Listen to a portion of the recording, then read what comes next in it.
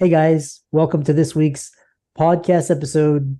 I'm really excited about today's guest. She's got a fantastic energy. And today we're going to talk all about customer service. And she's a customer service investigator, which is quite interesting. We're going to find out what that is. And her name is Barbara Khozam. And I'm really excited about the conversation. So, Barbara, welcome. Thank you. I'm super excited to be here. Yay. Yeah, I know you're a speaker, you're a consultant, you've got a really interesting slant and take a lot of interesting ideas. So kind of set the stage, how you got started, what you do, and we'll delve right into the conversation. How I got started. Oh my gosh, how far should I go back? So anyway, well, I've been speaking for a long time, since probably before you were born, Christopher. I hate to say that.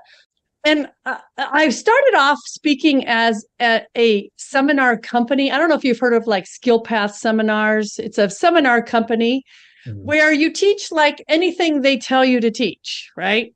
So I basically learned platform skills and I taught all sorts of subjects. However, the one that I was the most passionate about was customer service because I was traveling like all over the place and I had so many bad experiences. I was like, I need to help people. So that's why I'm so passionate about customer service. I always start with customer service, but then with my clients, once I get in with them, I can do after that leadership training. We work on leadership, team building, communication, all sorts of fun things. It's fascinating because Zappos and kind of these really innovative companies kind of really changed the game for customer service. And like I still get off the phone with some of these legacy companies and I'm like, man, AI or a robot could do that job better. Well, I think, and what I learned from Zappos, Tony Hsieh at Zappos always said, service is your only sustainable competitive advantage over your competition.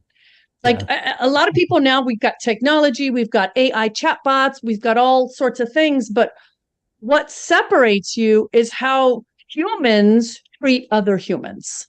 That is really the difference. And it doesn't cost a lot of money to be nice to people and to apologize if a mistake happens. Oh, people, we can be nice. Yeah, what's interesting is culture as an asset, now customer service as an asset. So talk about why customer service is even more important than ever. Well, it's kind of like just like what I said is, I work in a lot with a lot of healthcare doctors, and one of my clients is a winery, and everyone is so now into the technology, like we've got to get the latest software, but we're forgetting the human component. And I think with all the smartphones and all these devices, people are forgetting about face-to-face human eye contact and actually being present with one another. We're present with our devices, but we're forgetting the human connection. And the human connection, that feeling that we get, is what goes into people's memory banks and what causes them to refer, to write great reviews, and to come back. So it's more important than ever because I think of all this technology stuff. Yeah, fascinating. I travel a lot, and one of the things is the airlines, the customer service, and there was recently after a guy got dragged off the plane. It was a couple of years ago from United or something, and it was like this big blow up. And then there was this huge 60 Minutes or something talking about how there's more adversarial relationship between the airlines and customers, and it seems that customers are getting more and more ruder. And what are your thoughts on that? Well, I mean, let's think about it. I deal with like a lot of healthcare clients, right? And a lot of those people say, yeah, these patients are rude. Well, let's think about it. A patient is sick. They're scared, they're worried, they're anxious. It makes sense that they're not going to be super friendly. Okay, so that makes sense. But what about customers on airplanes? Well, the plane's been delayed or it's been canceled. They've had to change a gazillion times. Maybe it's not right for a customer to be rude, but what if we gave them, instead of just telling them to shut up and sit down. What if we gave them a little bit of empathy? What if we said, gosh, you know what? I am so sorry about this delay, but we want to get you there safely and we want to do it well. So, please, we appreciate if you would be respectful as I am with you. I mean, if we simply gave people a little bit of love, even if they are rude, I think we could turn around 95% of these people. Yeah. We were talking, I was talking with a colleague the other day about how, because, kind of technologies enabled kind of like a microwave society, we can get things very quickly and instantly. So we expect that. She was saying that more and more customers are entitled and kind of selfish, and that's so how important is attitude in customer service and in life in general? It's everything. Oh my gosh. So, Christopher, what's really funny, when I first started my speaking business, I wanted to teach attitude. Like that was my thing. I'm like, because everything is about attitude, right? Relationships at home, at work, in the pub, like everything's attitude. And I was totally on like this, I'm going to teach attitude. But then I hired a speaking coach and he goes, Barb, no one buys attitude talks. They'll buy leadership. They will buy customer service, but they won't buy attitude. So I'm like, well, wait a minute. Customer service is attitude. Leadership is attitude. So everything, it starts with attitude, right? Like if leaders, oh my gosh, I have this happen where a leader will hire me and will say, hey, Barb, you know what? The frontline staff are awful. You need to fix them. Go train them. But the leader's a jerk. If you don't treat your employees well, they're not going to treat customers well. So everything is attitude, Christopher, everything. Talking about leadership and basically starting at the top, but the reason why I left the corporate world was because it was basically people at the top reaping the benefits at the expense of others. So basically hoarding and basically parasitic relationship. And so you talk about how good customer service has to start at the top. And what do you mean by that? Well, it's just like what we just said. So just like I said, if the person at the top of the organization this is how I know this, how I learned this is from experience. I was working with a large medical group down here in Southern California. I can't reveal the name for some reason or other. They wanted to raise their patient satisfaction survey scores. So the customer service surveys, right? But the guy at the very top of the organization was like a cheerleader. He was out in the field. He would meet employees. He would recognize them for doing great things.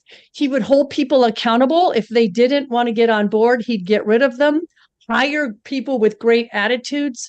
But it was because of him that the process worked. I went in and I trained like all their 3,500 employees and managers. But the only reason it stuck, it stayed stuck. I don't think that's a word. I don't think the only reason why it worked and they raised their scores was because he was the leader. He supported people. He recognized them. He did all the right things. But that's really what has to happen. If you train like the people at the bottom to be great, yet the people that lead them could care less, that's not going to work, right? That's short term. Like you'll get good results for a month, but that's not the long game plan. Yeah. Right. Like I said, I think everything has to start with lead, and then kind of when leaders are making 20 million a year and then their employees are kind of struggling and basically they're expendable, that kind of sets a negative tone. Where's the loyalty and where's the customer service? So right. Yeah. Right. And I don't know if you've heard, like during the pandemic, you probably heard stories where some companies, the CEOs, they didn't take their bonuses and they took pay cuts so they could keep the employees and not lay them off. Can you imagine the loyalty of those employees that went through that? Yeah. That's remarkable. But it's a good point of like the CEO is like taking a $20 million bonus and golfing every day while his employees are working 24 hours a day, Right. it's not the leading by example thing we're looking for, huh? Yeah, exactly. Yeah. So, and then I love your analogy of a leader going into the trenches, recognizing people, and in a stay-at-home world where we're working from home. Kind of talk. How do you the importance of recognition, and how do you do that when people are, on Zoom and computer and video, all of that? Yeah. So a lot of my clients have, well, okay, first of all, I don't think everyone's fit to work at home or they're made to. Some people need humans around them, and some people have got to get away from the kids, quite frankly, and their spouses. So I don't think the work at home thing is great for everybody. But for those of you who are working at home, a lot of my clients, they still have meetings. They require that their cameras are on because you know how we don't like that. So they require the cameras are on so they can still recognize them, keep in touch. And then what's great about the remote workers is you don't have to really be so hands-on as a leader. Like most of my clients will say, as long as you get X amount of things done in X amount of time, I don't really care what time of day you do it, or, unless you're answering the phone call, right? But so they have like certain requirements I need you to do, and then the employee will do them, show that they've done them, and then they get recognition. So there are still ways of doing it, but I think sometimes in general, I think we don't recognize our employees enough in general. Whether they're in the office or not, we don't ever thank them. But I think we can up that more, whether it's in person or not. I think. Mm, I know. yeah. Yeah, I love that. So I love what, all you have to say, kind of as we close it out, talk about, especially in these day and age, there's a great book, Crucial Conversations, when stakes are high, emotions are high, outcomes are high, how to manage emotions and thrive under pressure. What's your question? How to do that? How to deal with all these emotions? Yeah. Yeah, so that's a tough one. So what I teach when I have a session actually that's called that, right? Manage emotions and thrive under pressure. The last couple of years, it's been very popular. So what we talk about in there is first recognizing what your triggers are. Like, what is it that triggers you to be out of control emotionally? Is it a coworker? Oh, the stupid coworker. Or is it when someone says something to you? Oh, or is it like someone cuts you off on the freeway? But first, you have to recognize what your trigger is. Then you need to, what I call, hit the pause button. So what is that? So like you're triggered, you're like adrenaline's up and you're like, I'm going to punch him in the face. Well, what's your pause button? I don't know. Is it counting to 10? Maybe it's taking a deep breath. Maybe it's leaving the room. But hit your pause button so that you can come back and have an informed response. And then I also teach, maybe you don't need to confront someone. Maybe you're getting worked up about nothing. Good. Like you said, good morning. I said good morning to you, Christopher, and you did not reply. Oh, that's stupid. Like, do I have to get so upset about that? Maybe Christopher didn't hear me. Maybe he's going through something at home. Like I think I can let that go. But okay, let's say that Christopher, why am I using your name? I don't know. But let's say every day at work, Christopher, when he comes into my office, he throws his papers on my desk. He doesn't just place them, he throws them. He does it every day. And it makes me so mad. Guess what? I probably need to say something because that action impacts me. So that's what I teach in my session. If what they're doing doesn't impact you, I don't think you need to say anything. But if they're walking all over you, then you can have a crucial conversation nicely. But you have to hit the pause button first, Christopher. You can't be mad and have the conversation. Yeah, I love that because what's so fascinating is the best leaders that I've seen are able to have they're able to have firm boundaries, but they do it in a very tactful way. It's not like it's not an aggressive or it's kind of like just this this is it, and then kind of a cordial way, but they're able to establish, leadership and authority in a very civil, very positive light. So, Exactly. yeah, I I love this conversation. And we may have you as a future, webinar or live stream, but how can people contact you about your products, your services? I know you do a lot of public speaking for healthcare organizations, and how they can reach you. Yes. Yes, so they can reach me on my website, which is my name. My name's printed somewhere, right? BarbaraKhozam.com. Or you could just go to MsHappyPants.com.